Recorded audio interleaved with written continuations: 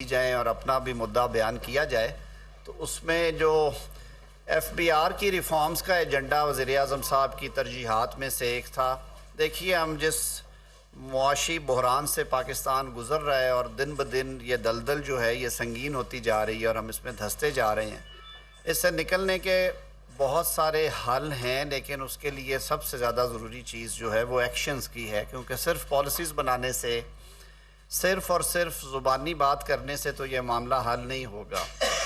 I am F programmes کی بات ہوتی ہے، آئی ایم ایف پروگرامز پہ بڑی تنقید ہوتی ہے کہ آئی ایم ایف پروگرام مہنگائی لے کے آتا ہے،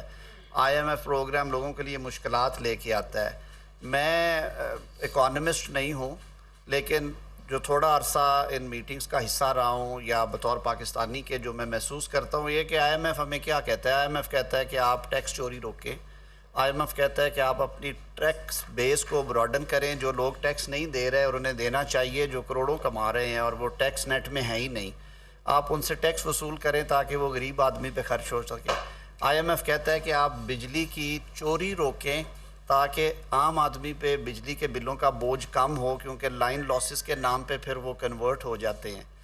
آئی ایم ایف کہتا ہے کہ آپ اپنے محکموں کی جو گورننس ہیں وہ بہتر کریں تاکہ عوام تک کام کی ڈلیوری صحیح جائے اور جو غیر ضروری اخراجات ہیں ان پہ کنٹرول کریں۔ تو میرے خیال میں یہ باتیں ہمیں بحیثیت حکومت، بحیثیت قوم خود کرنی چاہیے۔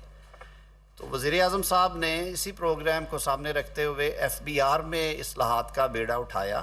اور میں سمجھتا ہوں کہ پچھلے 7 ہفتے میں جب سے انہوں نے حکومت سنبھالی ہے،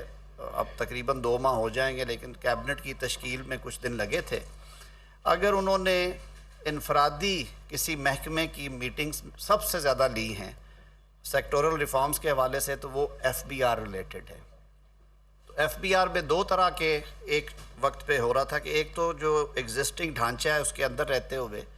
گورننس بہتر کی جائے، دوسرا یہ تھا کہ جو اس کے لیگل ایشوز ہیں، لٹیگیشن ہے۔ آپ سب کو پتہ ہے کہ 2700 ارب روپے کے جو ٹیکس ہیں، 2700 سے کچھ زیادہ ہی ہے رقم، 2700 ارب، ہم 50 ارب کے لیے بڑی بڑی مشکلات سے گزرتے ہیں کہ وہ فائنینشیل سپیس کہاں سے نکالی جائے۔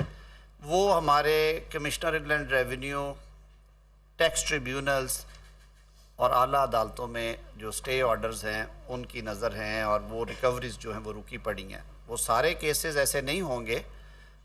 جو فوری طور پہ حل طلب ہیں، کچھ کمپلیکیٹڈ ہوتے ہیں، کچھ اسیسمنٹس بھی ایگزیجریٹڈ ہوتی ہیں، لیکن ان کا کنسرن یہ تھا کہ واٹ ایور دی سچویشن میں بھی ان کے فیصلے ہونے چاہیے،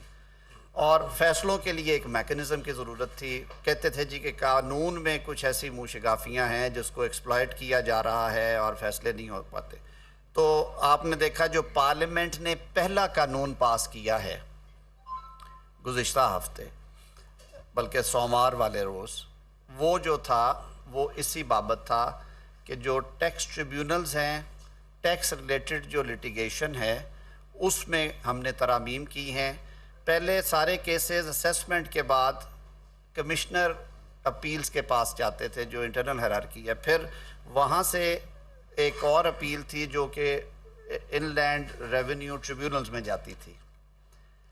اس کے بعد ایک ریفرنس ہے جو کہ ہائی کورٹ میں دائر ہوتا ہے اور وہ صرف کویسچن آف لا پہ تھا۔ ان کو سارا ایک کمیٹی تشکیل دی گئی جس میں اتحادی جماعتوں کی بھی نمائندگی تھی، ہمارے ملک کے اعلیٰ قانون دان اس میں بیٹھے، انہوں نے پرو بونو یہ کام کیا۔ Pakistan bar council, supreme court bar ایسوسی ایشن، پاکستان ٹیکس بار کونسل کو بھی اس میں شریک کیا گیا، اور ہم نے وہ 4 ہفتے میں جو ترامیم تھی تیار کی، پارلیمنٹ نے انہیں منظور کیا ہے۔ اب اس طرح سے ہے کہ تقریباً 2 کروڑ تک کی جو ٹیکس لائبلٹی ہے اس کی اپیلیں کمشنر انکم ٹیکس کے پاس جائیں گی، یا سیلز ٹیکس کے میٹرز ان کے پاس کمشنر لیول پہ، اس سے اوپر والی اماؤنٹ جو ہے وہ ٹریبیونلز میں جائے گی۔ ٹریبیونلز میں جوڈیشل ممبرز کا جو تعیناتی کا اختیار تھا وہ وزیر اعظم کا کلی اختیار تھا، وہ اختیار وزیر اعظم نے کہا ہے نئے ڈسپنسیشن میں انہوں نے چھوڑا ہے، انہوں نے کہا یہ اوپن میرٹ پہ اور کمپٹیشن کے ذریعے ہونا چاہیے۔ اس میں ہم پرسکرائب کر رہے ہیں مینرز، ٹیسٹنگ ایجنسی ہے، کوئی ریپیوٹڈ یونیورسٹی کا لکھا گیا اس میں، یا کوئی بھی اس لیول کی، وہ لامز ہو، وہ آئی بی اے ہو، وہ ناسٹ ہو، کوئی اور ایسا ادارہ ہو، وہ کریں گے۔ اور پھر انہوں نے ایک انڈیپینڈنٹ سلیکشن کمیٹی جو ہے ہیڈڈ بائی ریٹائرڈ جج آف سپریم کورٹ، اس کا کانسیپٹ دیا اس میں، اور تاکہ وزیر اعظم کے سیاسی حوالے سے اس میں کوئی عمل دخل نہ ہو۔ تو انہوں نے خود یہ اختیار چھوڑا کہ اگر ہم درست کرنا چاہتے ہیں تو اپنے گھر سے شروع کریں. اس پہ سر پہلے 3 سال کے لیے اپوائنٹمنٹس پولیٹیکل بن جاتی تھیں, پھر لوگ دوبارہ اپوائنٹمنٹ لینے کے لیے بھاگ دوڑ ہوتی تھی. اس کو ہم نے ایج کے ساتھ بریکٹ کر دیا ہے 60-62 کے ساتھ, لیکن ساتھ میں پرفارمنس ریویو کمیٹی اسی طرح کی ایک تشکیل دے دی ہے جو کہ ریٹائرڈ جج کی سربراہی میں ہوگی, اور اس میں ٹیکنوکریٹس ہوں گے جو ہر ممبر کی جو پرفارمنس ہے عدالتی کام کی وہ دیکھ کے ان کے ایکسٹینشن کی رپورٹ کریں گے, یا ان کو کہیں گے کہ جی بہت شکریہ, خزانہ آپ کا بوجھ نہیں اٹھا سکتا, آپ کوئی اور کام کریں. تو یہ اچھی چیزیں ہیں, اچھی شروعات ہے, اور میں مبارکباد پیش کرتا ہوں پاکستان کی پارلیمان کو کہ انہوں نے تعاون کیا.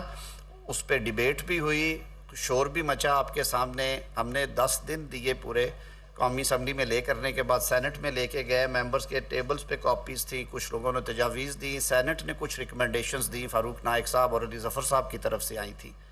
ان پہ بھی ہم نے غور کیا, ان کو شامل کیا ہے. تو یہ تو ایک بیک گراؤنڈ تھی. دوسرا بہت زیادہ ایشو ہے جو گورننس کا ہے ودن دی FBR. تو پچھلے دنوں میں کچھ تبادلے تقرریاں ہوئی ہیں کافی میسیو لیول پہ, تو اس پہ کہا گیا کہ جی یہ کون لوگ ہیں, ان کو کیوں اس طرح کیا گیا ہے, یہ ان کے حقوق کا تو نہیں اس میں پامالی ہو گئی, اور ان کو سنوائی نہیں, انہیں سنا نہیں گیا. پہلی بات تو یہ ہے کہ وہ کوئی سٹگما نہیں ہے کسی کو کسی چارج کے اوپر, یہ ساری ازمپشنز ہیں کسی چارج پہ کہ کوئی رشوت لیتا پکڑا گیا ہے یا نہیں لیتا پکڑا گیا, اس پہ نہیں بدلا گیا. کسٹم سروس کی جو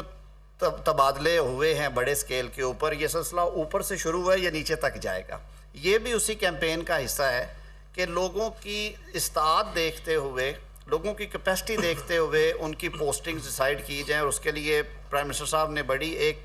جامع ایکسرسائز کروائی محکمے سے, اور اس کے ساتھ انہوں نے جو